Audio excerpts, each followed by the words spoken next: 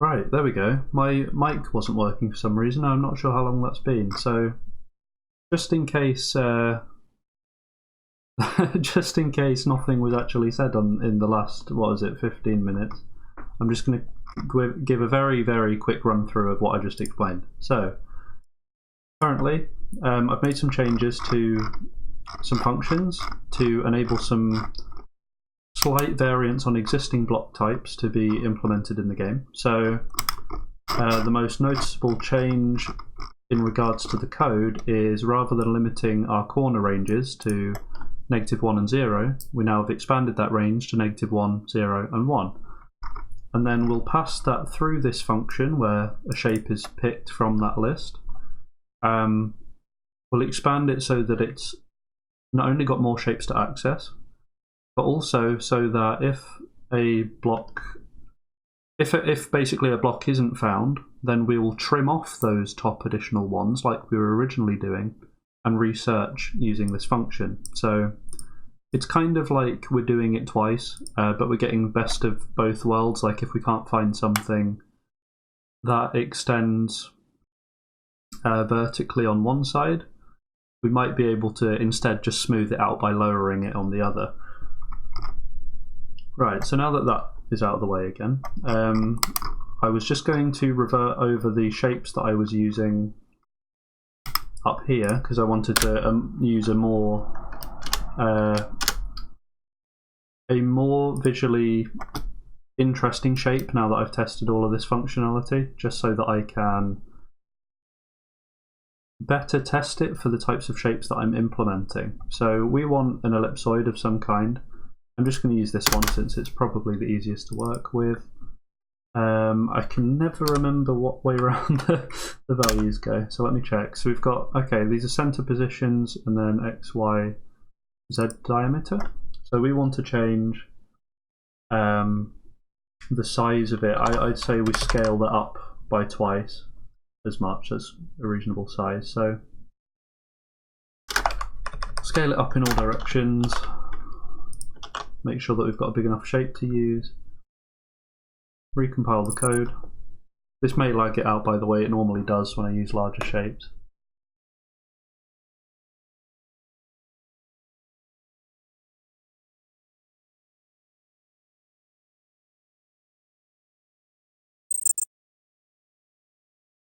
There we go. Let's put down my coffee. Got to stay awake when doing programming. Not that I recommend copious amounts of caffeine, but right, let's play the code. This will probably take a little bit longer than it normally does. Oh, and something interesting that I should point out before continuing with this. An interesting side effect of running that code twice is the rotations are slightly wrong for some of the shapes, and that's a bug that I need to look at and try and fix. So, going to the top, we're looking fine. This is the shape that I'd expect. The bottom, again, needs fixing, but this here is one of the issues that this new block set should fix, or this new tile set should fix. So where essentially you're lowering one corner, because we've got a height of 0, 0, 0, -1, but we're not accounting for this +1 on this side. So it's quite important that where we can accommodate blocks such as this, and I think this is actually the only block that does this, but where there are cases like this, we want to be able to essentially have the tile go from down here to up here. And while still technically it will be this voxel, it's not like encroaching on the top space as such. It's still nice to have that additional flexibility. Whether or not it will stay in the final code base, like we might run into issues with like collisions, for example, is not clear yet, but at least we're building it in for the future in case we do decide it looks good enough to keep in, and I would like to keep it in, because from a designer point of view, it's always nice when you get a little bit more flexibility and you can iron out some of these kind of programmer edge cases where it's not ideal from a tech standpoint, but is nice for the end user. Like, yeah, it takes a bit of extra work, a bit of extra configuration on the programming side, but ultimately it benefits the game, and that's the most important thing at the end of the day. So I will go through the code currently, and I just want to quickly see if I can fix this before moving on to anything else. I think all that's happening is for some blocks it's for whatever reason it's rotating them the wrong way. It's not all blocks, as you can see, it's only like ones on these sides, which I find kind of odd. But we'll have a look, we'll investigate it, see if there's anything obvious that stands out. So one thing I did to try and combat it, which didn't seem to work, was down here, where we originally had the block that if it was on the bottom, it rotated it +4. I took it out and made sure that it was placed, let me find it. I placed it in my test function, here we go, one of the functions that I'm testing these changes on.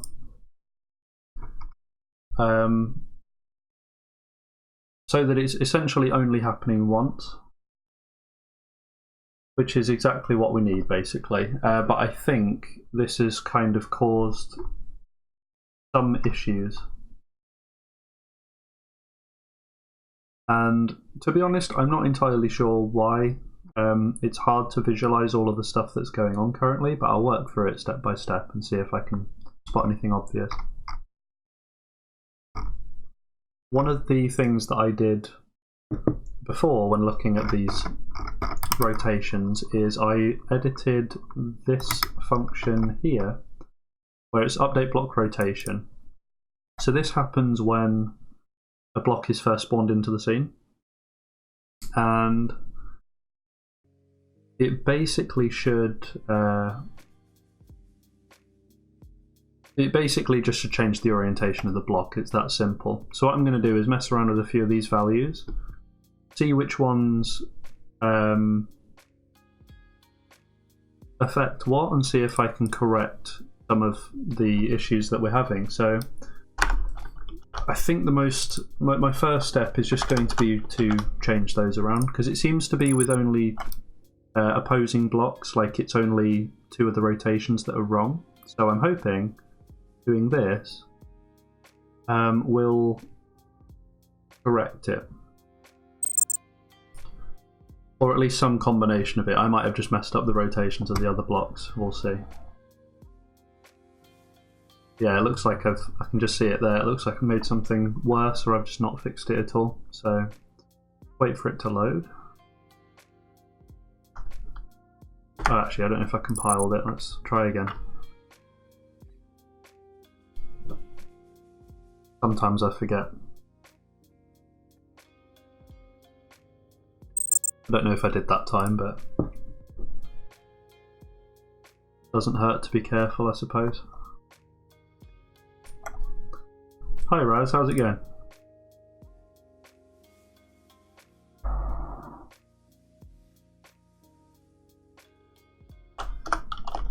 Right, so let's have a look at these changes. So obviously I've just I've just messed it all up again. Looks like I'm rotating stuff in the wrong direction again. How goes the terrain gen? Yeah, so I messed up the bottom side. That's how it goes. I will fix that quick. Oh, in fact, I actually know what the problem is.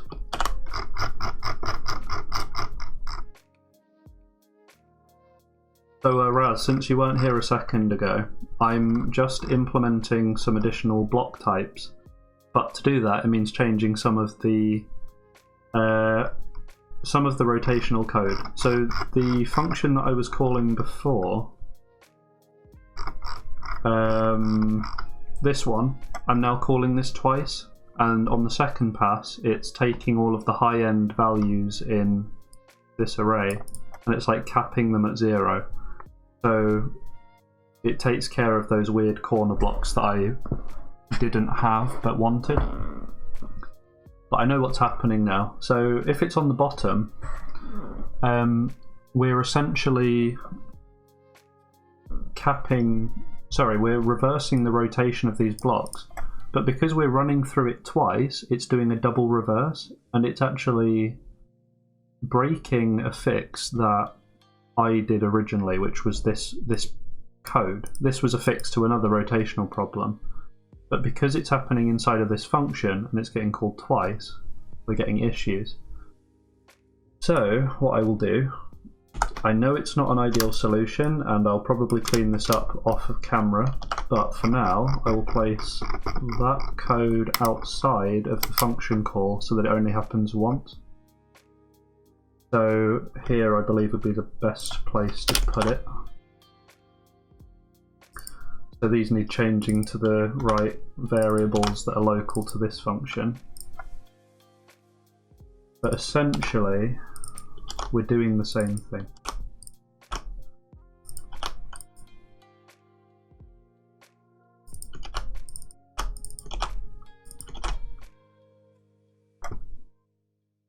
I know.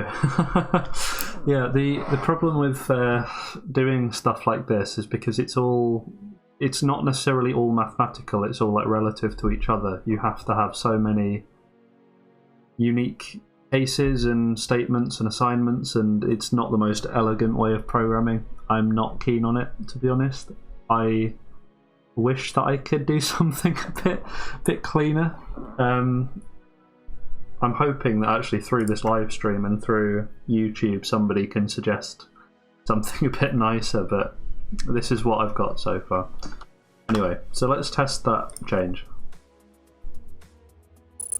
I still need to update the other functions that use the same functionality. I know I should break it out into its own function at this point, but I'm just going to wait until I've actually got it working before I do that. So if we press play.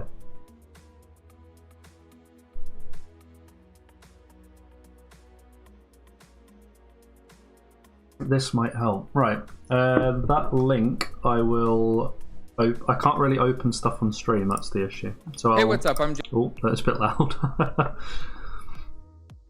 Right, I will watch that video when I've got time.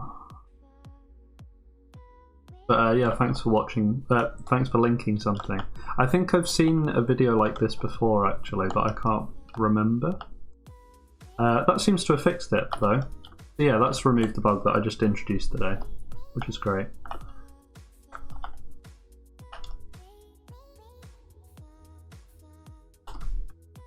Out of curiosity, Raz, as well, is this like a good time to start streaming for you, like 4 o'clock? Just because originally I was doing it at 2, but I think I want to do it a bit later from now on.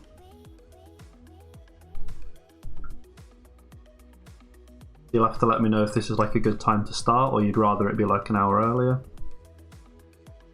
Well, that's the thing, like I'm trying to target people in as many time zones as possible, not so that I can get like, you know, huge fan base or anything like that, but just so that more people can benefit from this if it's helpful to some.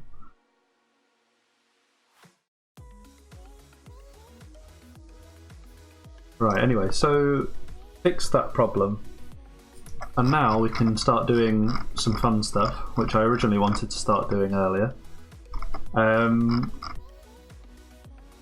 So what I'm going to do now is I'm going to add to this area here.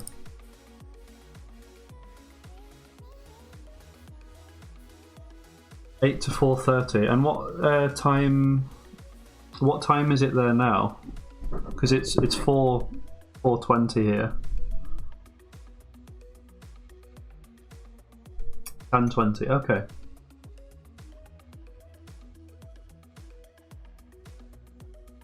Fair enough. Well, let's have a look. So yeah, I'm wanting to update these if statements so that the case list is larger, and I also want to introduce more shapes into the model list that we have. So there's 2 places that I'll be editing primarily. There's here, and there's another function near the top which is responsible for spawning in the different model types. So I guess it's probably, rather than starting here actually, I guess I'm going to start in the model area. so that I can see if my existing code still works and if I have to make any adjustments. So these file paths will obviously need to change. You can see I've got a new block list, and there are some slight issues with implementing this just now, but I will get onto that in a bit. So right, so we want the flat one.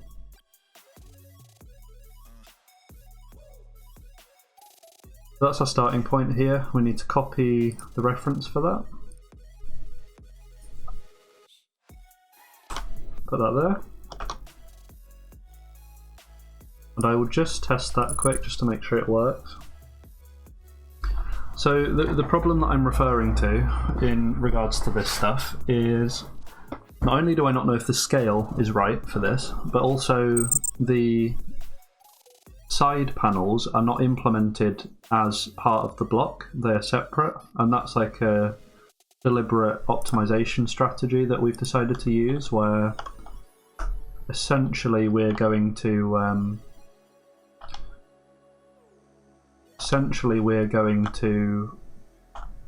do everything separate from each other, so that we how do I best explain it? Yeah, so that we basically have to render less on the screen at any given time, but then it means we have to do a few more dynamic allocations in the code to say, look, this needs to be visible at any given time. These things, for example, might be underground, or they might be in a house, or it might be like in this case here, where this block is inside of another group of blocks and we don't need to render all of these planes. It looks a bit weird at the moment because you can see straight through it, but this is a good illustration of the issue that we were having before, essentially. Because as you can see, we're rendering in all of these planes and all of these blocks when only the outer ones are visible. So part of the transition over to this new block system is to only render what's necessary. And I will need a few additional assets before this will look as it should. But for the most part, that seems correct. Even though it does look a bit odd. I think the only difference is the origin might be in the wrong place. But I can just double check that.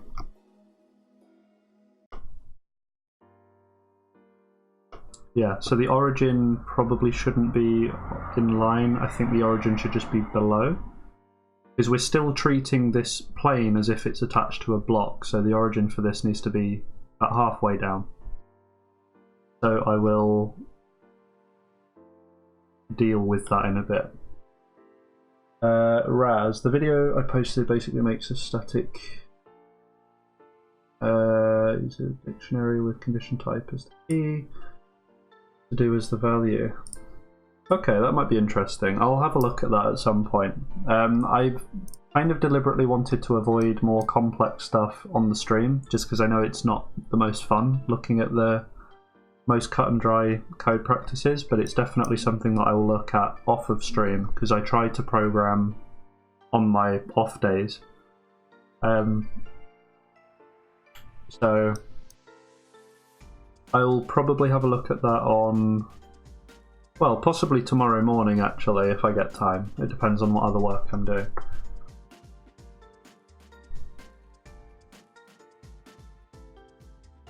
Right, so let me just double check the origin of a few other blocks as well. So that one's not correct.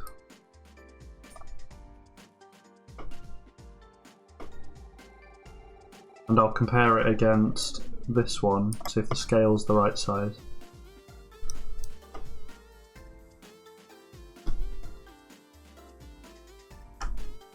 Right, so yeah, scaling's right, just origin offset is slightly wrong. I don't know if I can change that. I might be able to. Let me have a look on the side quick.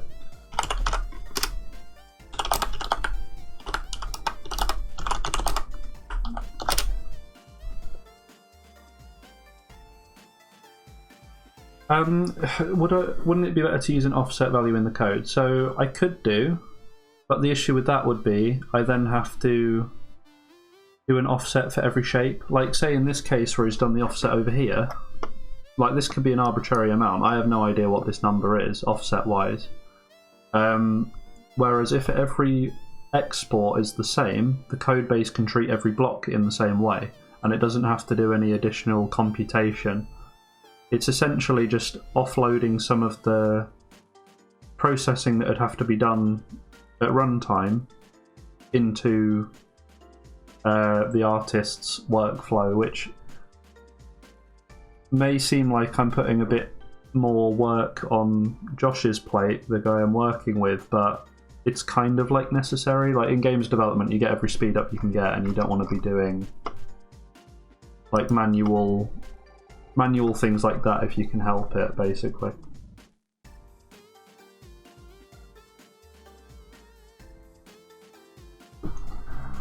So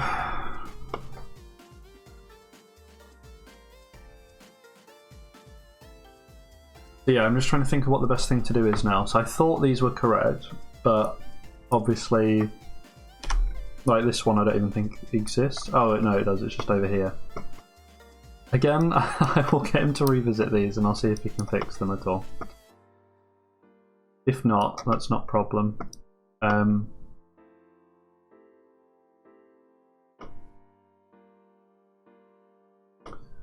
Yeah, I could use that system, but I think in UE4 it's a bit more complicated. It's not as drag and drop, and I'm not familiar with how to do it easily, to be honest, so it could take me forever lining up all the origins properly.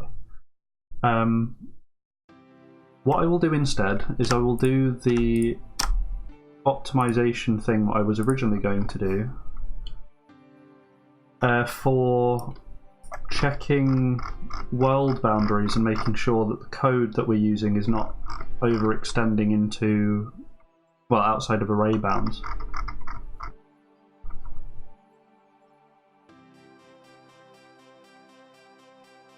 So if let me turn down the music just to add. Oh, I think it's on the minimum. Right. If I go to, where are we now?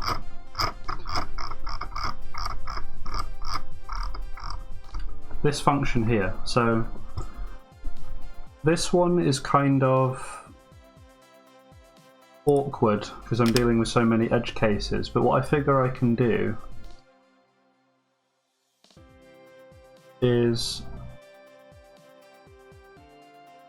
I figure I can do a bunch of not cases, but a bunch of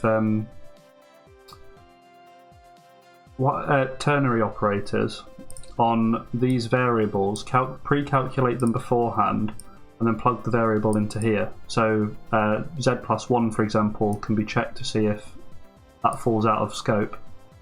If it does, it will just be z, and we'll just check that position instead. So it's maybe not the ideal solution, but it will work. And to answer whether or not creating geometry in code would be easier, quicker, it would be if I wasn't working with the designer. So if it was just my stuff and I thought that, like, essentially if we weren't using 3D models, I would do it that way. But because the artist wants to have a bit more control over the shapes that we use, he's requested essentially that we do it this way, so that he can build a model, design it, make it look nice, maybe apply normal maps, that kind of thing, and then I can import it. I know it's probably cleaner to do it all in code, but it takes away some control that we kind of want from the design side. Because, for example, we might want to build a set of stairs that follow the ramp shape, and to do that we'd have to manipulate vertices in a way that wouldn't fit with the architecture of the code. Yeah, I know we can still apply like textures and normal maps and all of the kind of like flat plane stuff, but like I'm talking about more complex shapes here. So things like I say, like stairs, for example, they're a good example where we'll still be using the ramp block, but like in terms of code, it'll still be the ramp block, but it will have an entirely different look to it. Same with things like roofing tiles and that kind of thing. Yeah, it's two potential like avenues of doing it.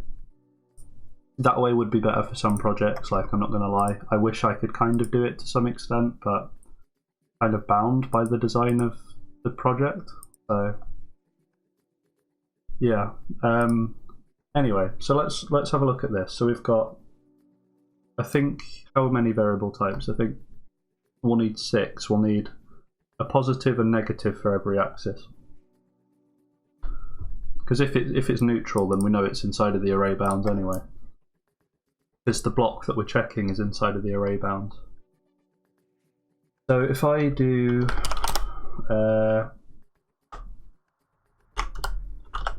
call it like x plus or something.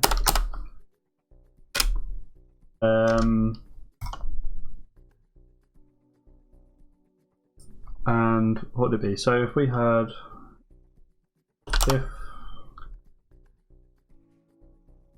no, sorry, not an if statement. What am I doing? If the x plus 1 is equal to, well, greater than or equal to, oh no, I guess it's just greater than max, oh, what have I called it now? Yeah, world width. It's greater than world width.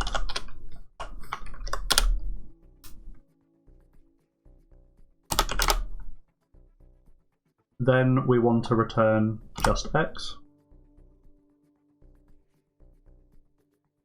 And if not, we want to return x plus 1.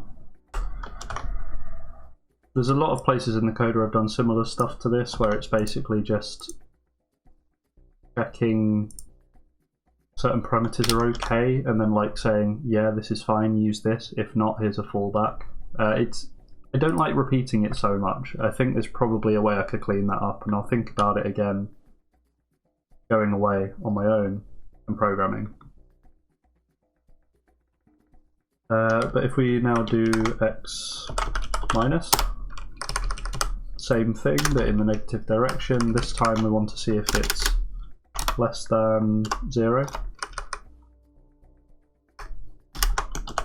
So basically we're saying if it's to the left of the world volume, just return the current position. We don't need to return it outside of the bound. And then this whole thing will get copied each time for each axis, obviously editing each time the parameters that we're using.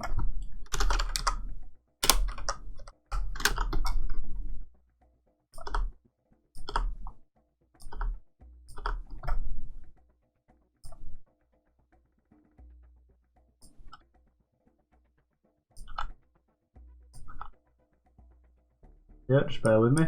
So I think that's all done now. Let me just double check that. So it's equal to,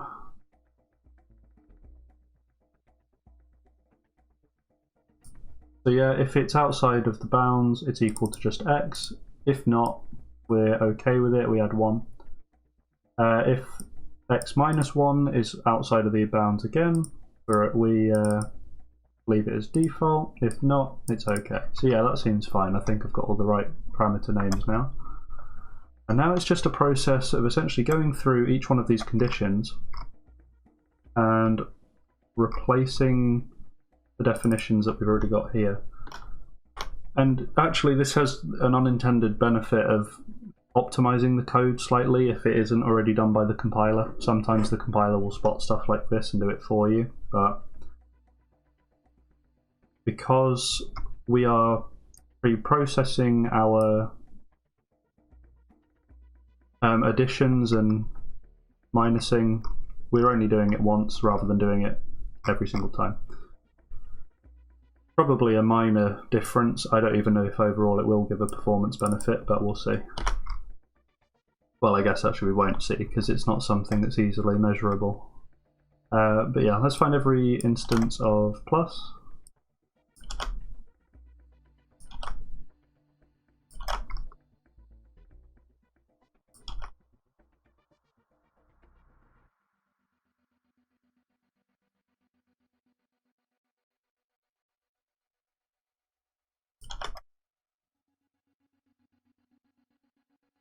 Yep, I think that's fine.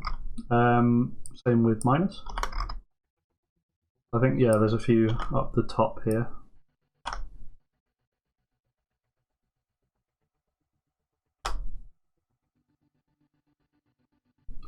I don't fully expect actually that I'll have caught all of the bugs with this code up front. I'm trying to catch as many as I can now, but I'm almost certain that there will be some crash causing things here and there that I will have to go back and find.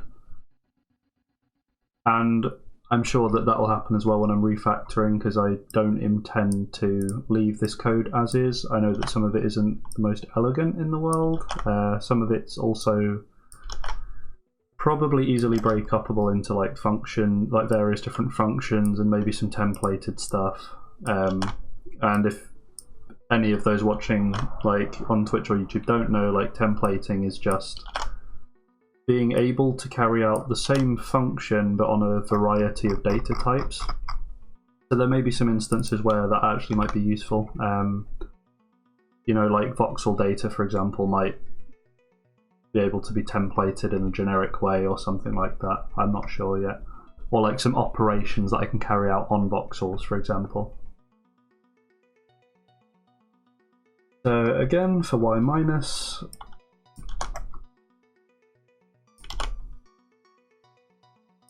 halfway there now.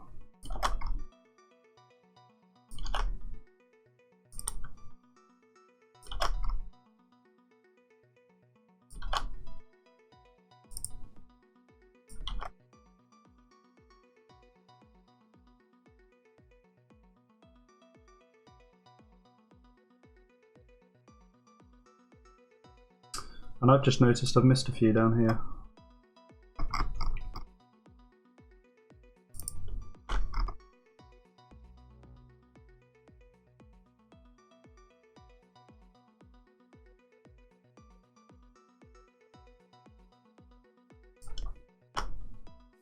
It's important that we get all of them, because obviously it'll crash even if one of them is incorrect.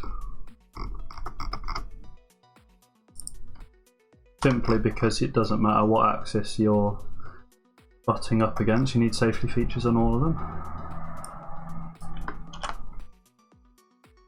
Well, I say it's a safety feature, it's nothing fancy really.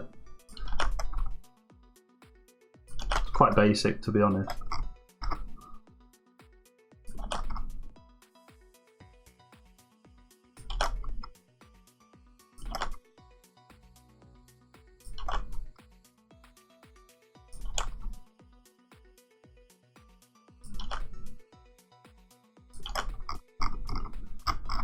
And then I don't think I've got any Z minuses actually.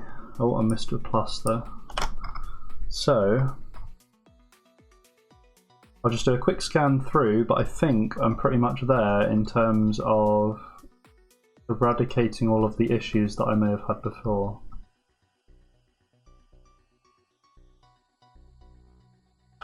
Right, so let's save that. Compile it again, just want to test it, see if it works. Oh, my coffee's gone cold. Not very nice.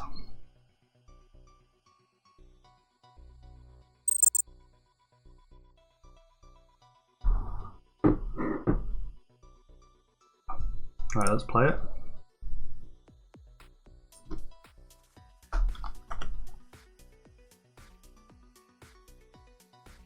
So yeah, I think it's behaving the same way, and if I'm not mistaken, actually, that compile time is a lot faster than it was before. Or rather, the loading time. So I think maybe the just having this single plane in here has actually sped things up a lot, which is surprising. So if I run that again, see, that was almost instantaneous, whereas before it seemed to chug a little bit. Loading in. So I'll revert it back to the old one again so we can see the difference. If I go back up to... where is it? Up here. Yeah, Raz, I'm a coffee drinker. Helps me get through the day. I'm not proud of that, but it does help.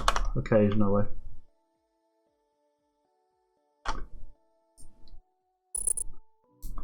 Do you drink a lot of coffee, Raz, or not really?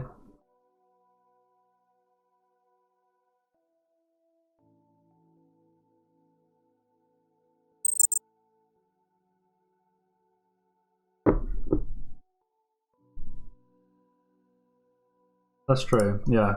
I know that Americans like their coffee. It's becoming actually, I'd say, more popular over here now. Yeah, you can see that this thing's chugging like a lot. Like, it takes forever to load this in. I don't know if it's a lighting thing or not, but it seems to take forever to load these cubes in.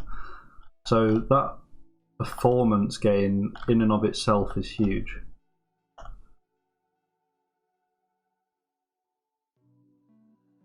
There are a few additional things, of course, that we need to do. We need to render in corners. So these corner pieces will need to be taken care of. These edge pieces will need to be taken care of. Even the bottom of the block will be. But we will be able to determine whether or not to spawn any of those in based on certain conditions.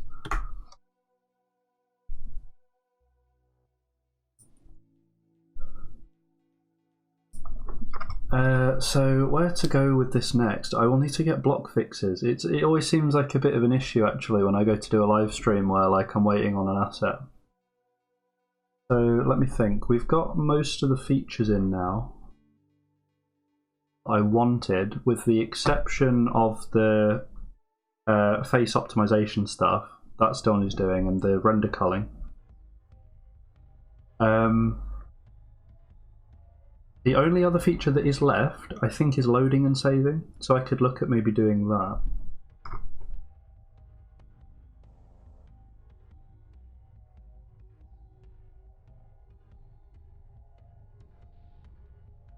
So let's think about it. I've done some loading and saving before in C++, and it was using the...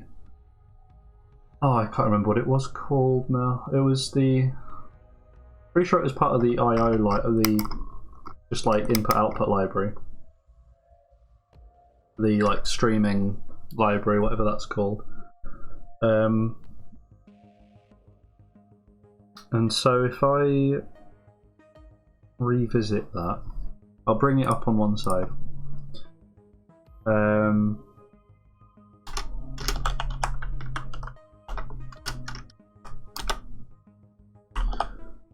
But actually, one consideration to make is UE4 might have its own implementation of loading and saving, or it might protect loading and saving to some extent.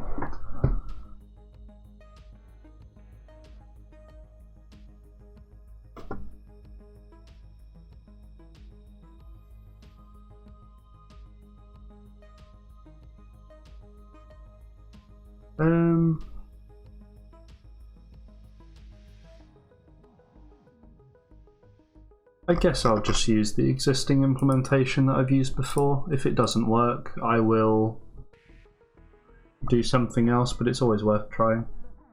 One of the big parts of this project anyway is to be able to edit the design of the game, so it doesn't really make sense to close everything off in like a walled garden. Maybe if multiplayer starts getting involved, then we'll want to change how like loading and saving works, but even then local save shouldn't be an issue, so I don't need to worry about any safety features, I don't think. And I don't mean like code safety, I mean user safety in that sense. If I use write to file, if I Google write to file C++, I have done it before, I just need to remind myself of what the library is and also what function to use.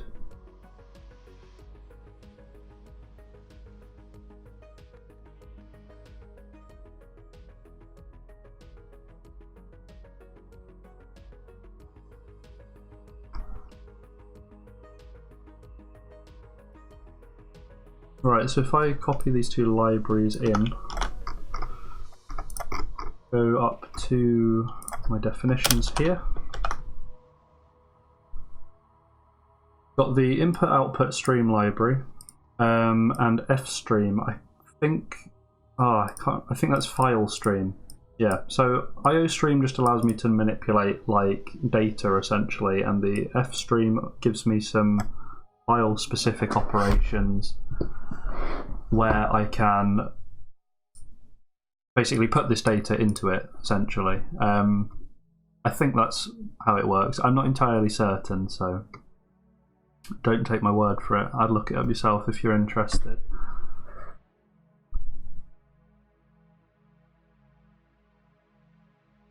So first of all, we want to make some new functions, I suppose.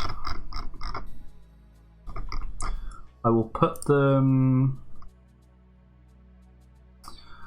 where makes the most sense. I guess, well, they have to be private. They're quite big, so I'll put them at the bottom down here.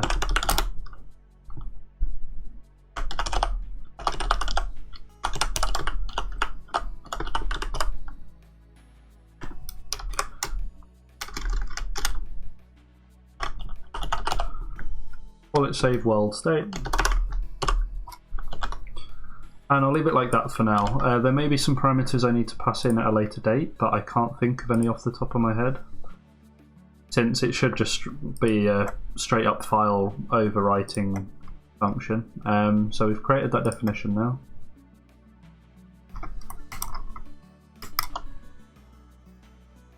Where has it gone? I've got it somewhere. Should be under block rotation. Here we go, save world state. So now that we've got access to these includes, we first of all want to create a file. I think the easiest way to do that is if, well, I'll just copy a bit of code off of this web page I'm using, but essentially we want to do this. So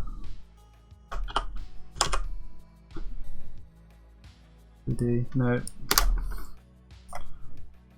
Maybe it doesn't have the same namespace stuff.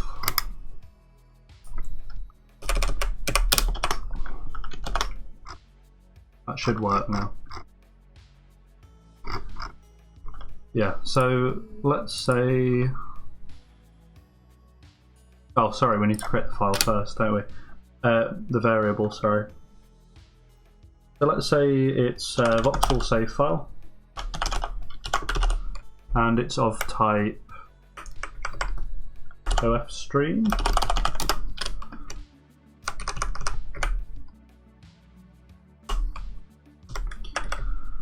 So get rid of that. Voxel save file. So we want to open it. So what this will do is, if there is something present by this name in the current directory, it will open it. If not, it will make a file, and then it will do its thing. So let's call, what should we call it? We'll call this Voxel data or data. I guess it depends on your pronunciation. There we go.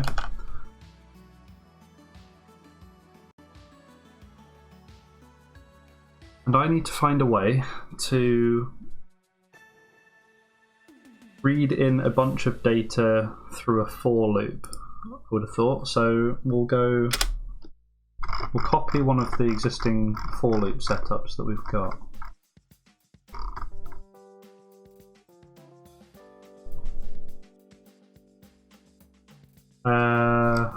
Whereabouts have we got a good one? I need the one with like max world sizes in it if I do have one somewhere. Might not do though.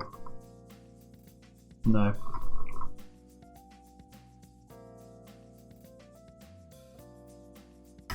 Actually, I guess I'll just use this one here. This one works. Here we go.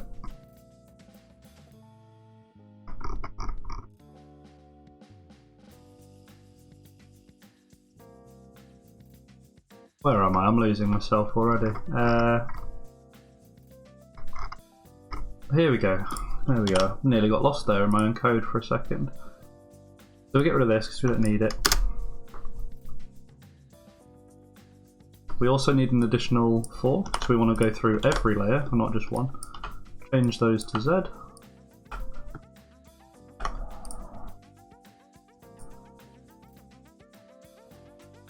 It is a shame that it's all in one giant thing. I promise you that once once this set of functions are done, like the saving and loading stuff, I am actually moving on to a different class. It's not all going to be in this one file, don't worry.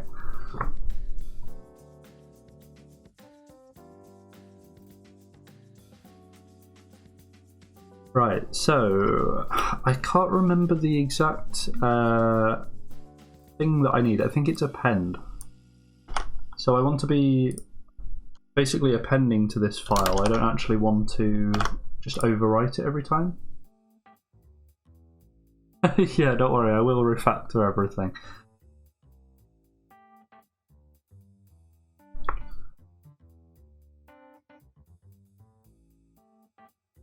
Problem with doing it on the live stream is I can't I don't feel I can like take the time to really think about it and refactor it while I'm going, so I'm gonna have to do that I think more actively in my spare time.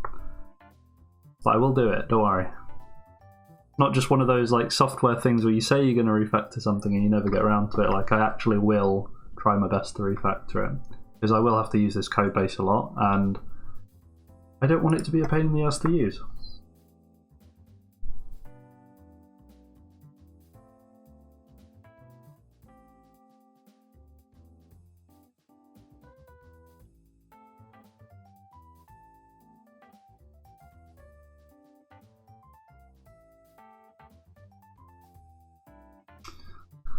So, let me think, what do I need to do? So, I want to first of all write the file, actually. I need to wipe it completely. So if it's already got data in it, I can't just append to the end, can I? So, if I... let me think.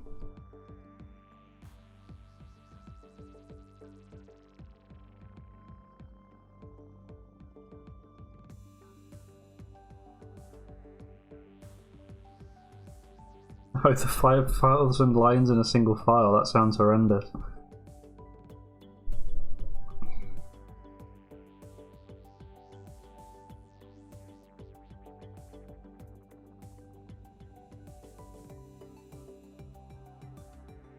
Yeah, just in the HUD control. That sounds mental to me. I mean, I know that this is a long class, but this is what? 900? And this is a relatively complex thing. I wouldn't have said a HUD controller could get that complicated.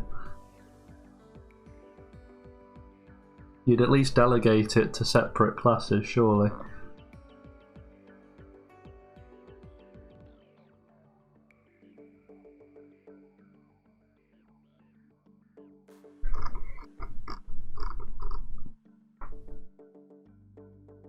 So... yeah, like at least my code, I guess, is not complicated or like unique. Like, there is a lot of repetition in this file. Like, even just the brushes themselves, I mean, they take up probably the majority of the space, and sure, some of it could be refactored, but realistically, there's not a lot of wiggle room, I don't think, with those.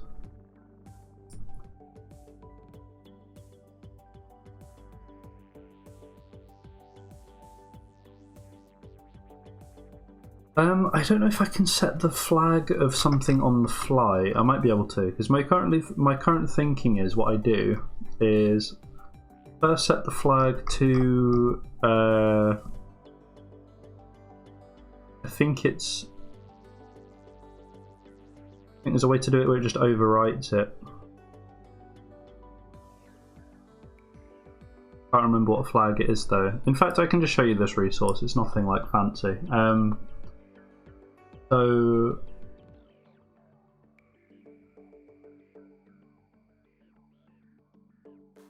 I don't need that one. That was just setting the flag to the end position. This one's the one I want to use eventually, but not straight away.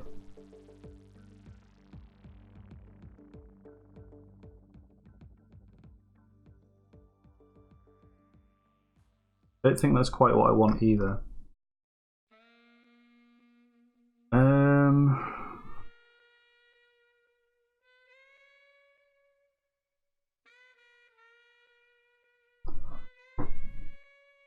I guess I just open it, I think. Yeah, I think I just open it by default and then read in.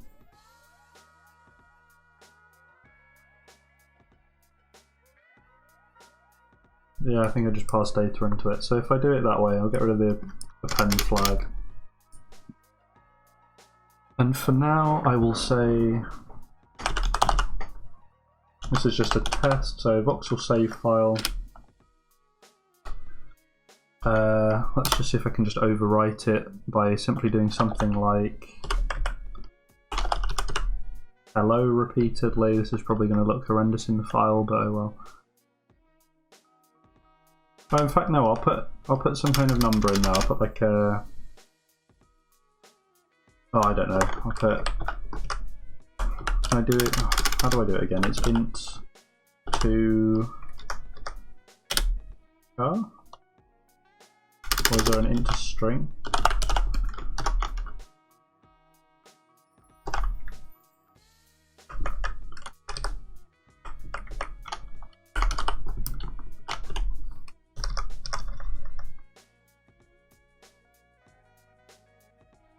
There should be, surely. There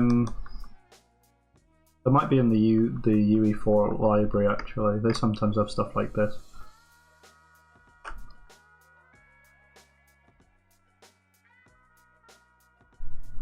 I'll just do int char, why not?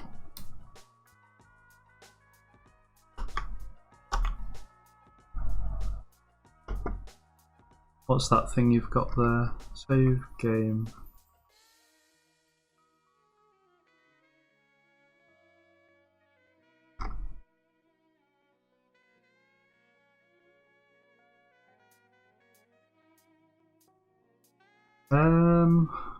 Thing that you've linked me, I think, is blueprints again.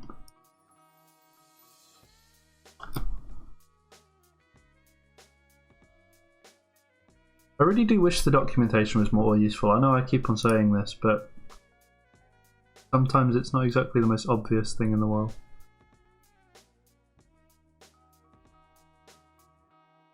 The same save game class sets up an object. Again, I'll bring this over. Yeah, so I'm on the C++ bit now. Use as a target for saving and loading. Creates a class in which we can use.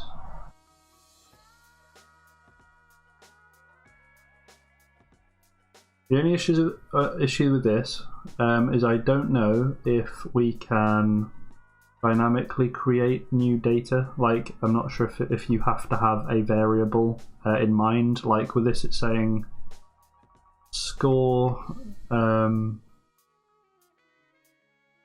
What's it saying? It's saying like score and. Well, it said in the other one like score and something else anyway. But they're like fixed variables. They're something that you know that you're going to have. Whereas I have no idea if it'll take like an array.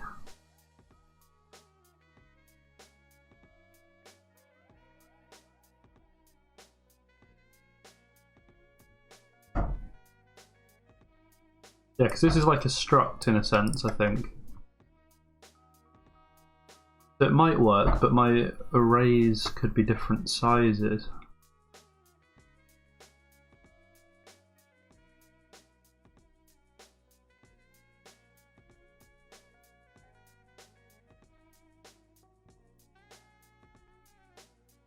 To be fair, it might take an array in, I don't know.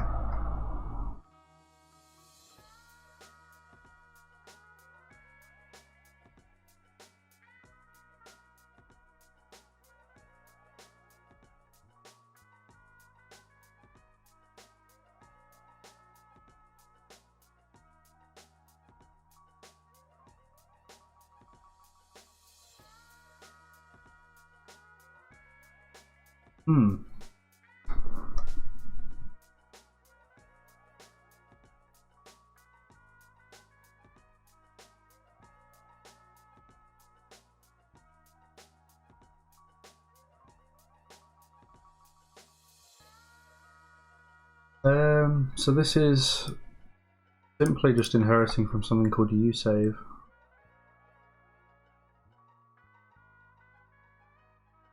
Yeah, that's what I'm looking at now.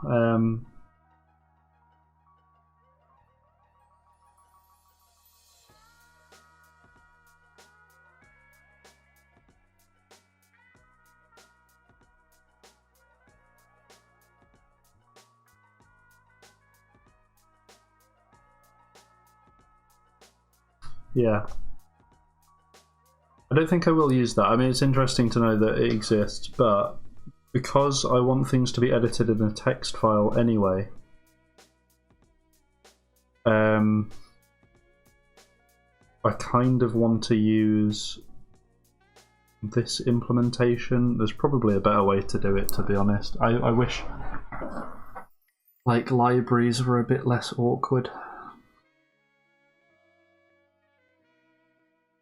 I'm sure there is a library somewhere that does what I want it to do, but right now I know this is a way to do it, so, and it's one that I've done before. So if we put in, we do that intchar? No, doesn't seem to work. Oh well, let's just put in an amount. It doesn't really matter.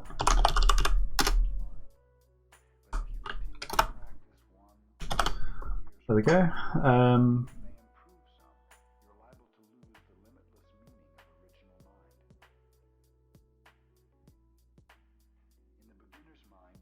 I'm pretty sure we can actually just do that with numbers anyway. I think it's supported.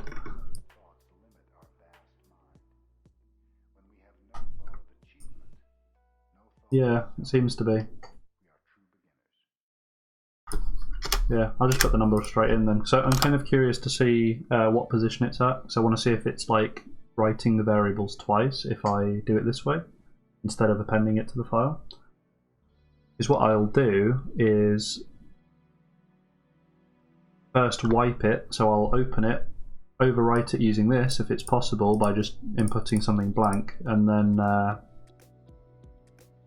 I'll open it again with the append tag, or the append flag, sorry, and then actually write data to it.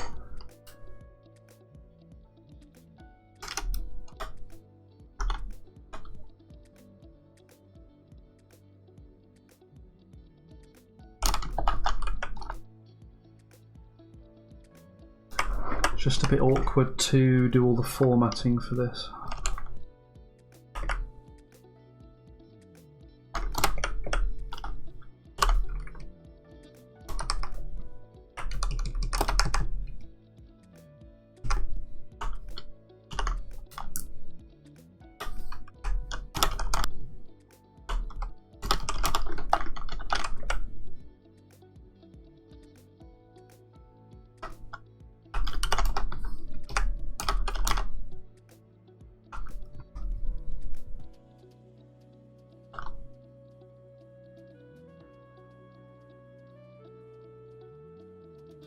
Right, so that in theory should just repeatedly, I think, overwrite the same line actually. It might do that, and if it does then that's actually what we want, so let's test it, I suppose. We need to call it, well, let's actually close the file as well, that's important, before I do any testing.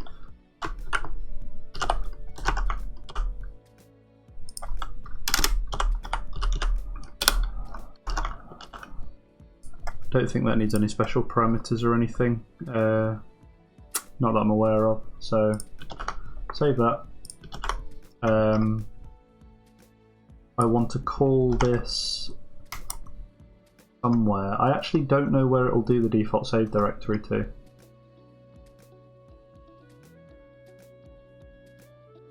So I will have to find out.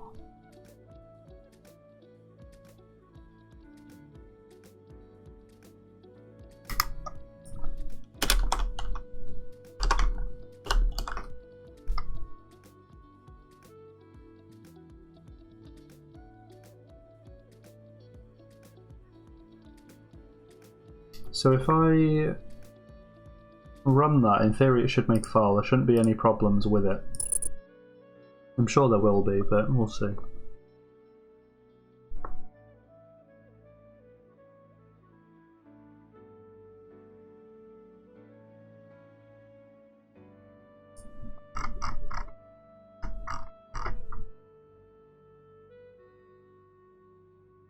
Also noticed something I need to change, but I won't edit it while it's compiling in case it throws a fit. So I've done that before and it didn't end well.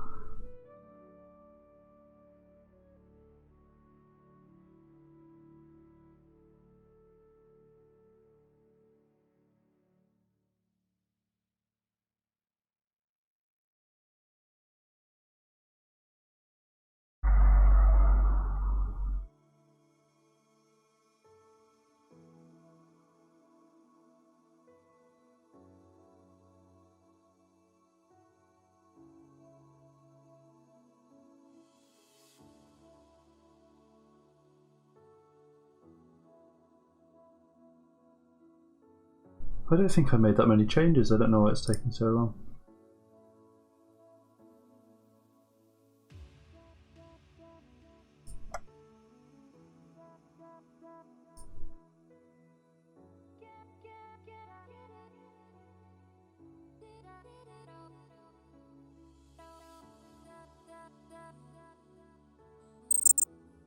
There we go.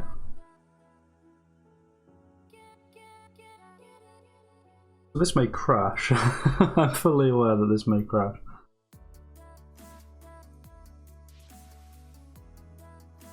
Well, it did something. Definitely lagging, so I assume that whatever it was has taken some time.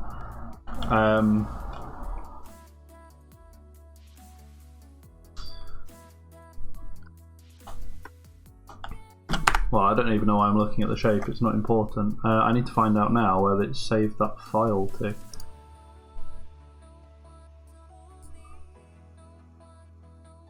And yeah, I'll open that link on the side and I'll definitely take a look. Raz.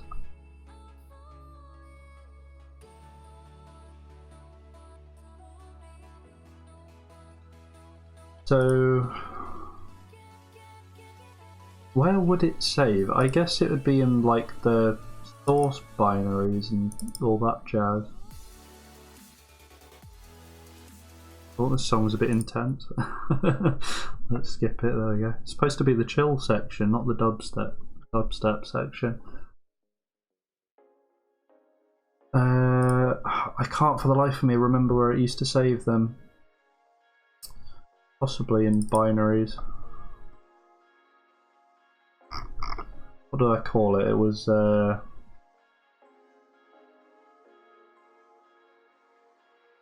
Voxel data, so it'll probably be near the bottom somewhere if it is in this one. No, Windows does not like that in the slightest.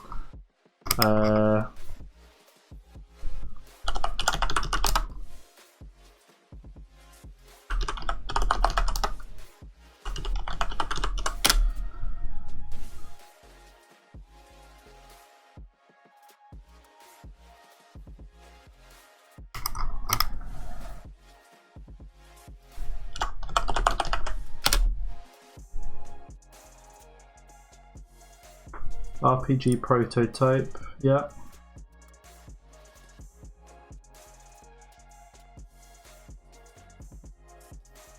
Saved. No, it won't be in here. I'm thinking it's to do with C++ compilation, because normally it'll put it with the code itself.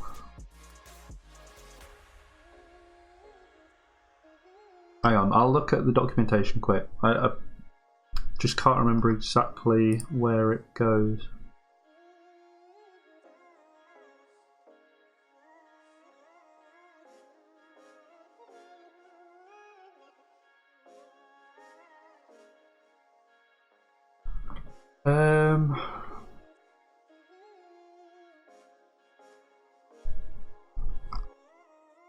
I guess I'd have to find out what the default directory is for Fstream and then redirect it to somewhere that makes a bit more sense, like a save folder for the project.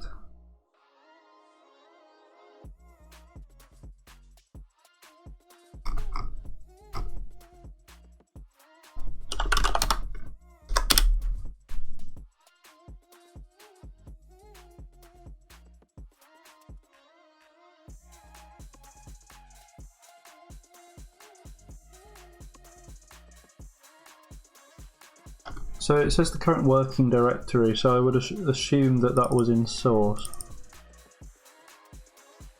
Apparently not, though.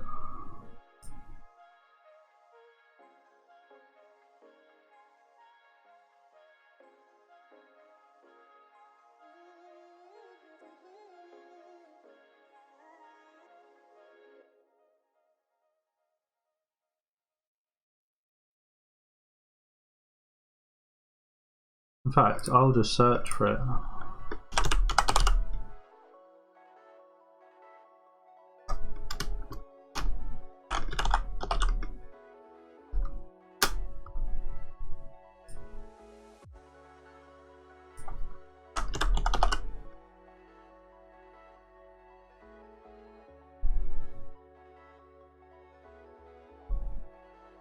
Might take some time searching the entirety of Unreal, but if it finds it, then we're good.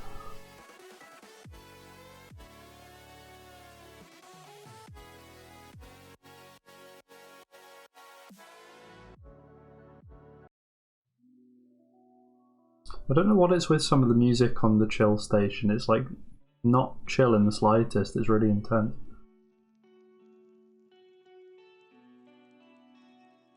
Here we go. It's in the engine binaries. That's interesting.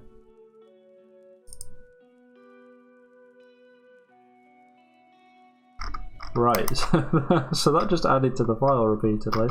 That's kind of what I'd expect. So can't tell if it's run out of space or not, to be honest.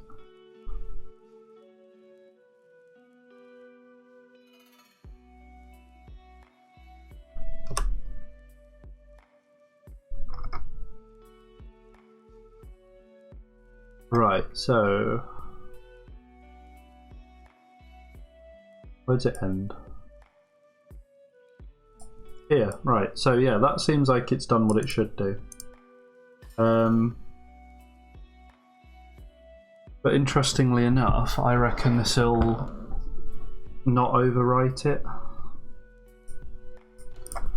Let me just quickly have a look how to do file wiping.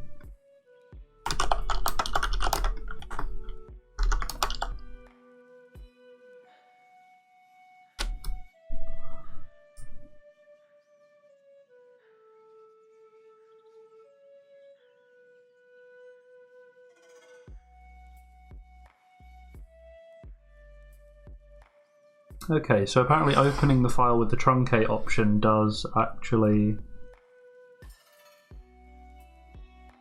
clear it.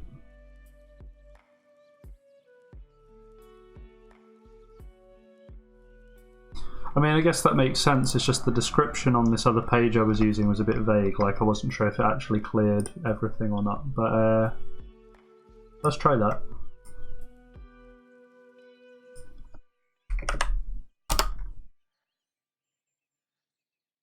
I think it was iOS, is it dot?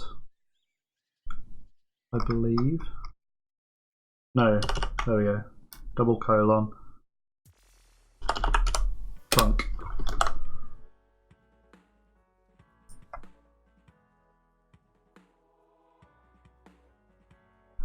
And then from that, so that should wipe the file.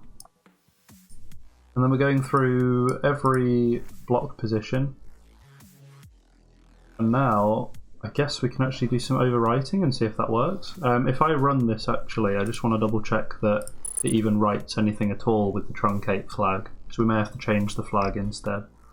Like open the file, truncate it, close it, reopen it with a different flag, which is the append flag, and work from there.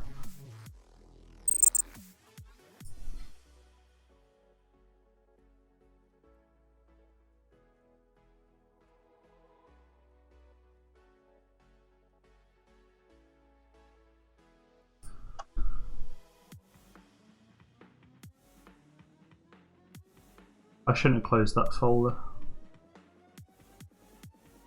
I've got it here, recent files. Let's relaunch that just in case it didn't actually write to it.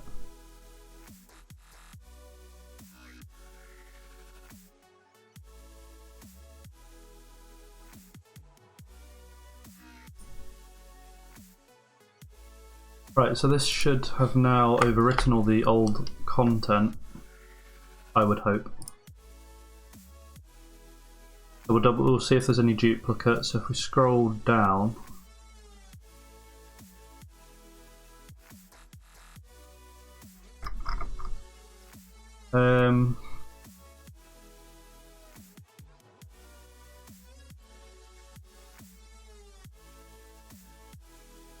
so basically I'd expect to see 39 twice, but I'm not seeing any about midway up the file, so I assume it's fine. I assume it's okay, to be honest.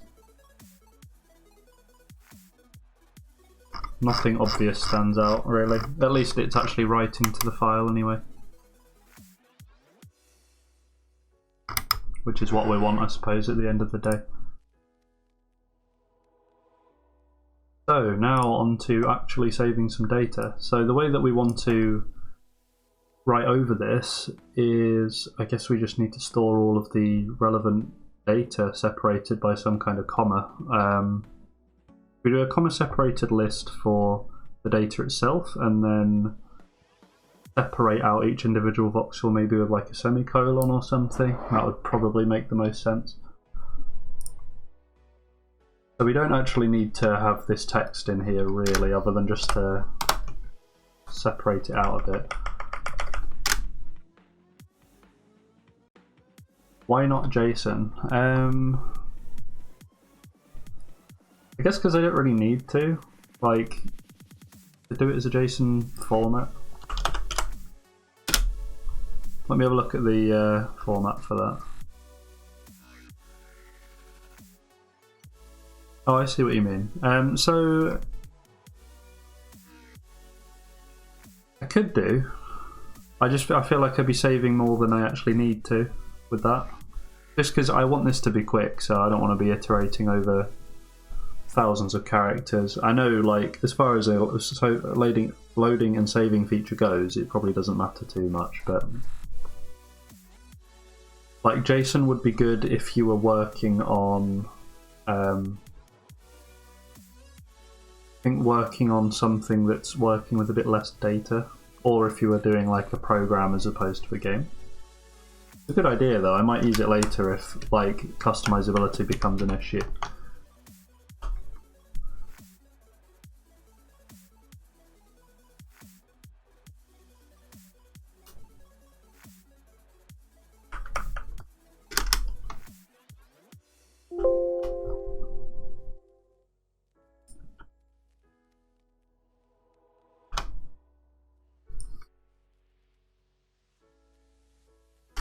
There's nothing really that fancy, to be honest, with saving data to files. It's just however you want to format it. JSON would be a good idea if, say, I was doing something that needed to be universally recognizable, but since only this game is using this data, it's not really like a consideration of my requirements, I guess.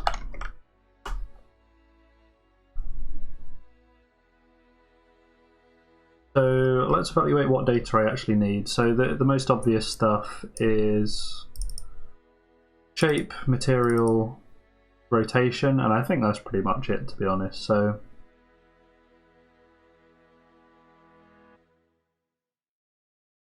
yeah, exactly. Since I'm the only person that will be using it, and because we're reading and writing within the same object, essentially, like there's no special requirements for formatting.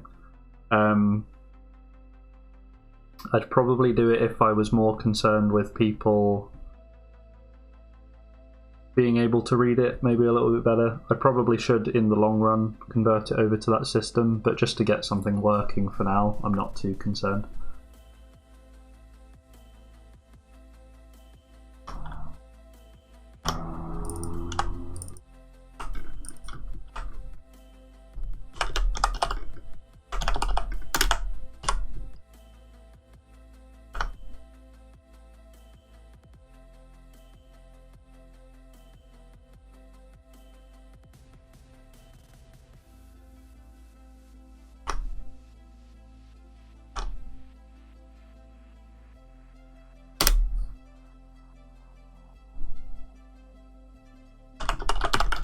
there's nothing really like fancy here, to be honest.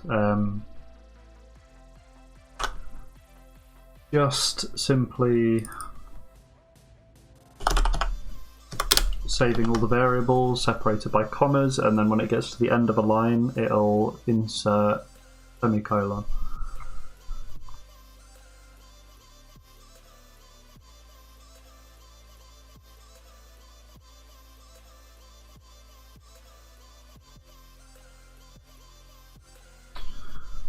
I'll format this a little bit nicer so that it actually... There we go.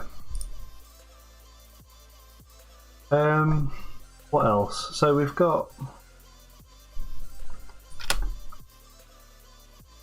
the shape, got the material, got the rotation. I don't think I need anything else with that, so that's fine. So that should actually be fine as a save system. I think that's all the data that we need anyway.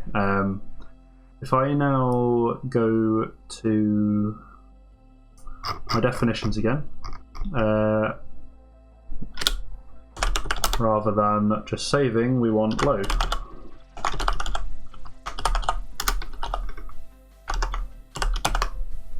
So I'll make a new function type for that.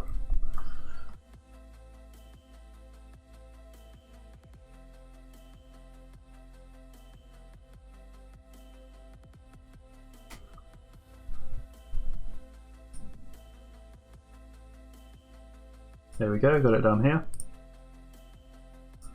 Now we're essentially just doing the same process, but just reading from it. Like, I don't think there's anything special really. The only difficult part about this is knowing how to treat each character.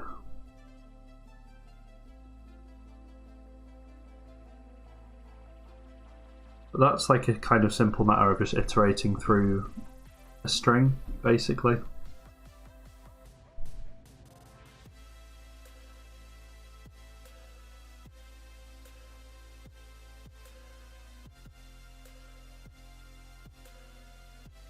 So in fact, instead of separating it like this, I will separate it using the \n, which all this does is it like drops a line. So when I'm reading it in, I can read stuff on a per line basis.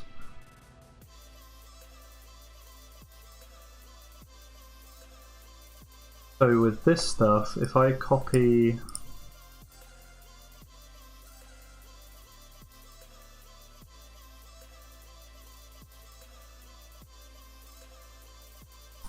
this, and I say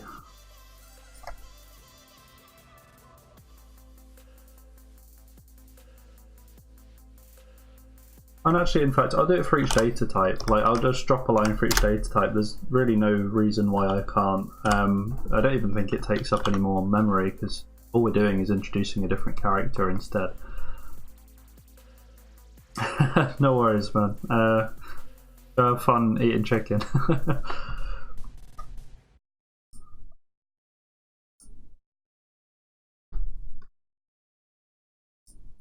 So instead of doing this process where we're like reading it like this, we just want to actually say this equals, and then I think we just use the get line. I think there's something called get line.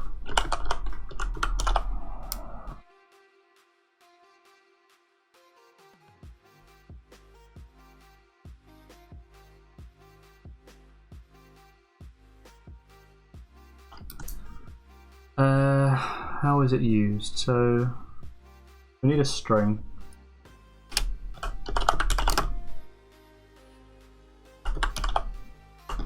Call that line.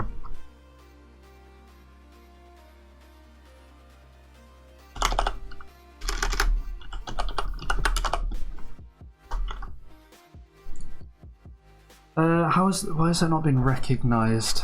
Maybe it's because it's the namespace not being recognised at all.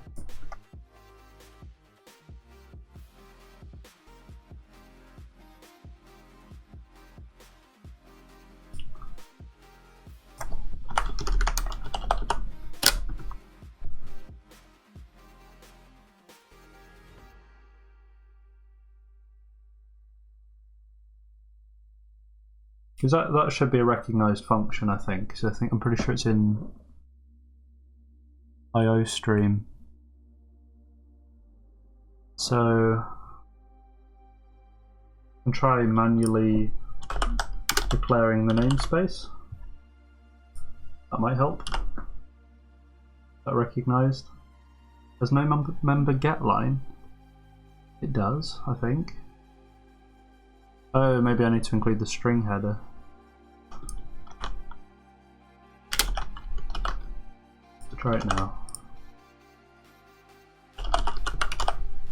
There we go. Yeah, it's part of the string library. Duh.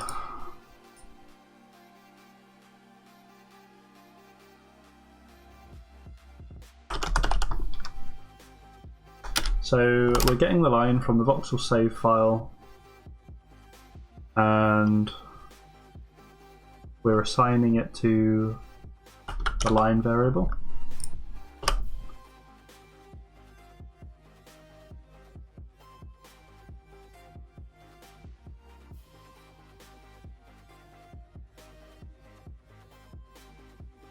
Right, so it doesn't like that. Maybe because it has a flag set actually.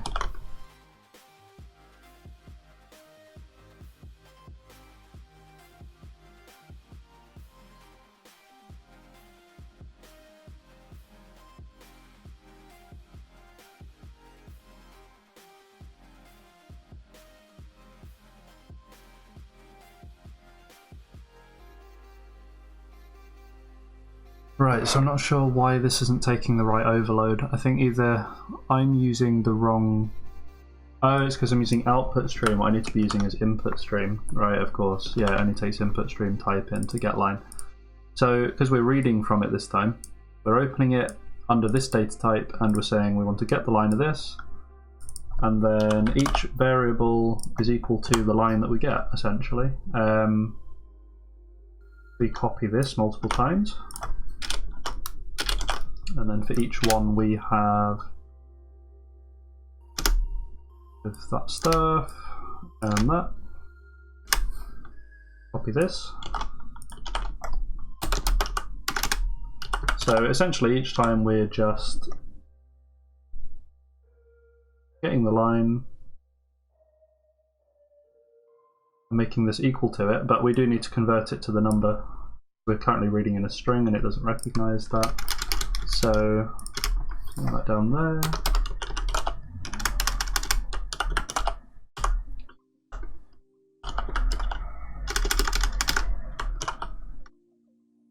There must be something to convert.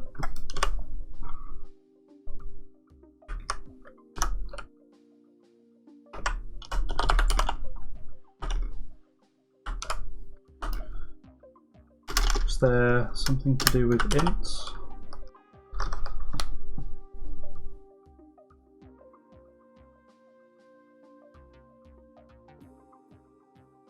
There must be something. Let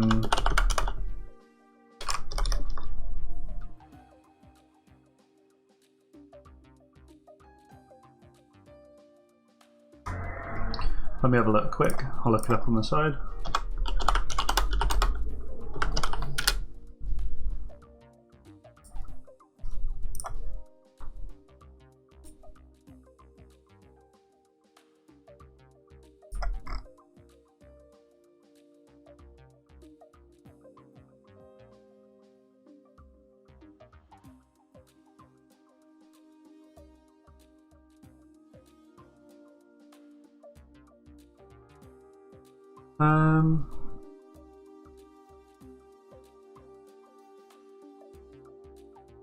I think it's the stoi function.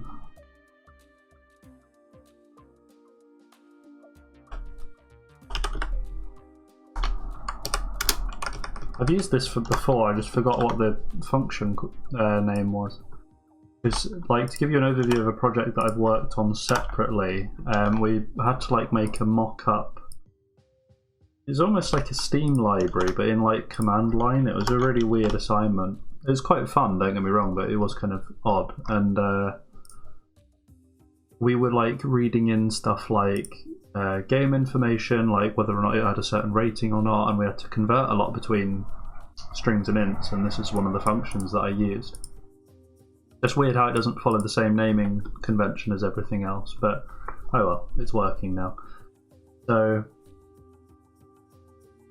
I think that should be fine, actually. This should work. If it does, I will be surprised.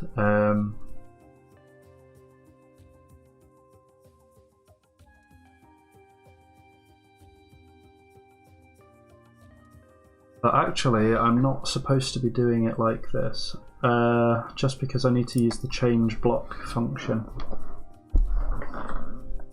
What's it called? Change single voxel.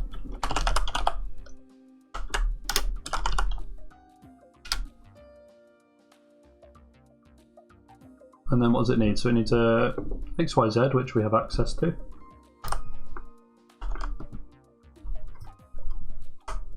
And then we need the material type, so we can just literally... I guess we'll save these to different variables, so we'll have basically just some temp stuff for everything.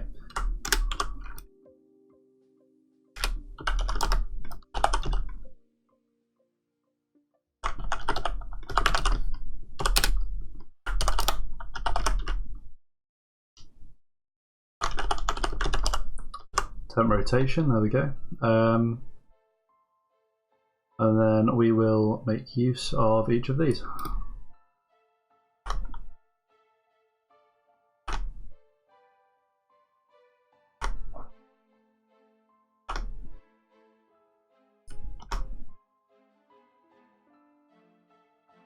And then quite simply, we can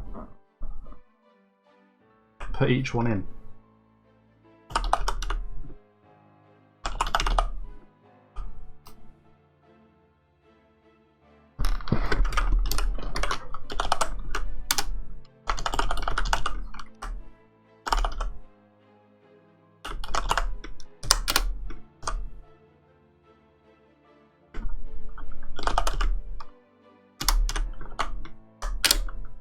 There we go.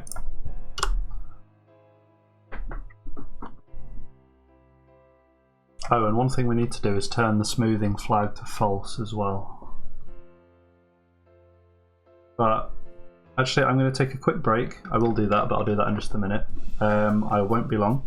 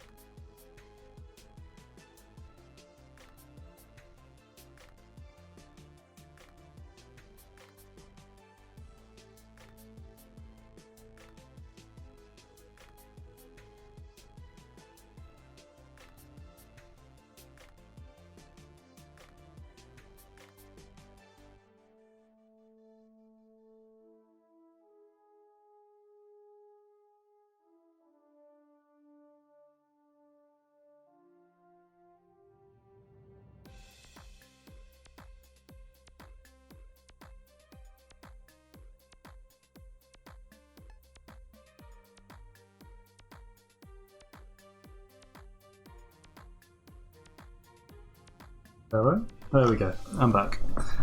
Right, so passing in this all this data, but before we do that we need to turn the smoothing off so that it doesn't affect adjacent blocks, since we're just purely wanting to read in and out. So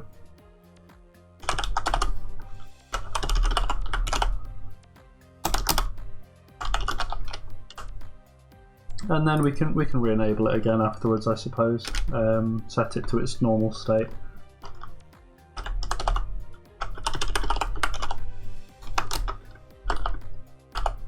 There we go.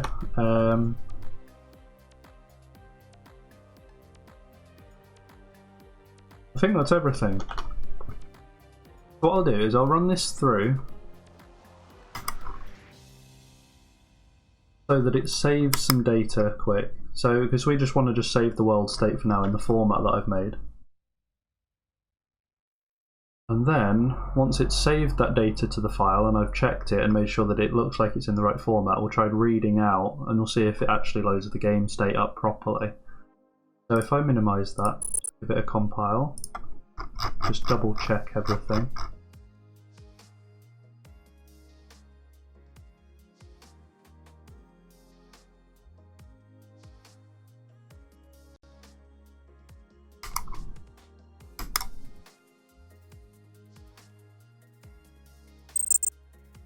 Yeah, I think that looks fine. So we'll give it a run.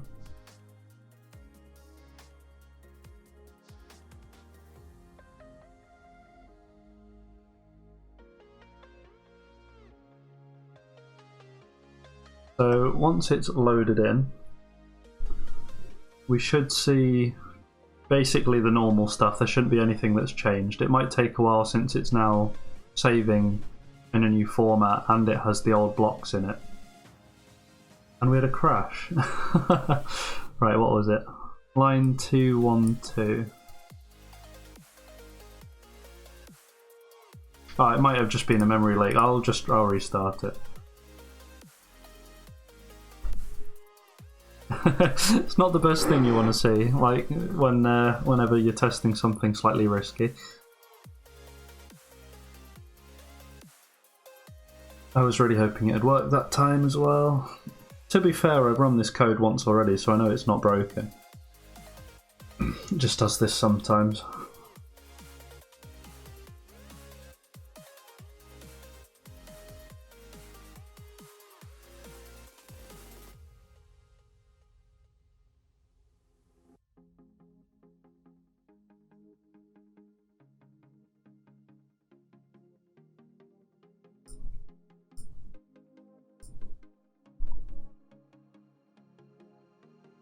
So let's open it up, go back to Untitled. So the Untitled map I should probably just get rid of and do something in test level, but always insists I save it every time. Try again. If it crashes this time, I know it is an issue with my code and I need to have a look at it.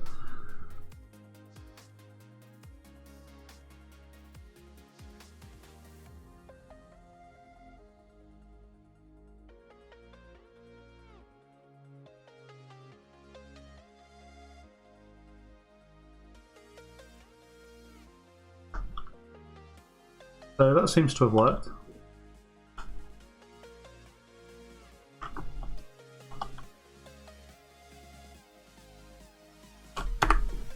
So let's double check the file. So it's about what I'd expect. It's a very long file though. I think there's only going to be a few numbers in the middle here. Yeah, so this I imagine is like rotational data, that kind of thing. Yeah, seems alright, and then this will try reading from that. So rather than doing this brush, going to head out. No worries, man. It's been nice to have you on anyway, and thanks for your help. See you next time, if you do come back, which I hope you do. Pretty sure I've got loading working now anyway. Saving works.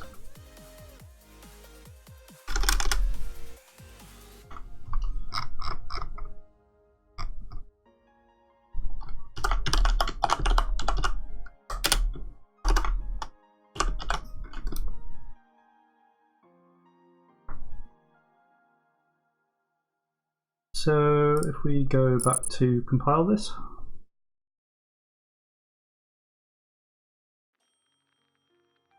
It actually should be loading from the file this time, and it isn't using the brush. So if this gives us the same result as before, we know it's worked. Although it probably will take a bit longer to boot up, to be honest. Alright, well it's done something weird down here. Don't know what that's doing. Have a look. To be honest, I don't know where that's come from. I don't know why it's moved the top of the shape. That's very weird. Shifted the whole top portion to the bottom.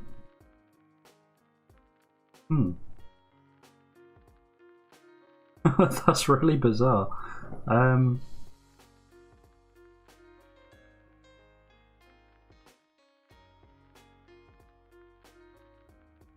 why would it have done that?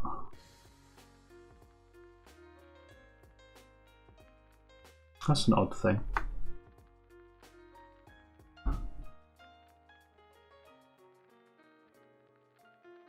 That's really weird. Oh, maybe actually thinking about it, it might have more than one thing. Someone's at the door. I'm just going to have to go. Back in a second.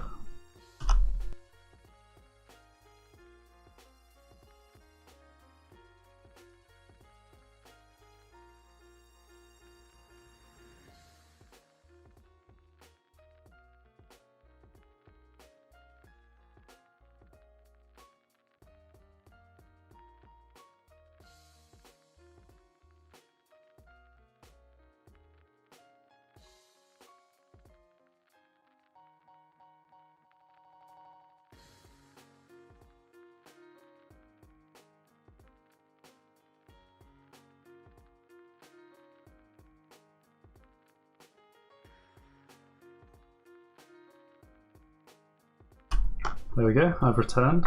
Someone was asking for a parcel. Right, okay. I need to investigate that bug. I don't know why it's doing that. I wonder if it will shift another line if I redo it. If it does, then I at least have a vague knowledge, like understanding of what's going on, so.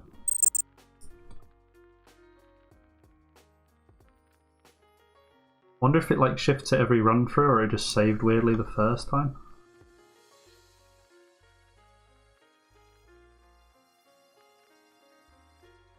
It's not done it again, which is really, really weird.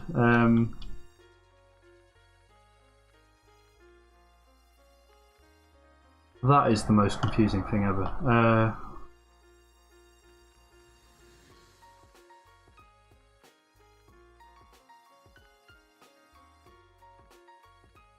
It's just shifted the entire top section down. Let's investigate this, right? So what would it be doing? So we've saved it, right? So we've cleared it. We're opening it with a truncate flag, so that's fine. And then we're putting in shape, material, rotation, and then we're closing it again. Right, that seems fairly straightforward. And then we're doing exactly the same thing in reverse, so it shouldn't be an issue, really. Oh, that's really bizarre. Maybe my brush broke?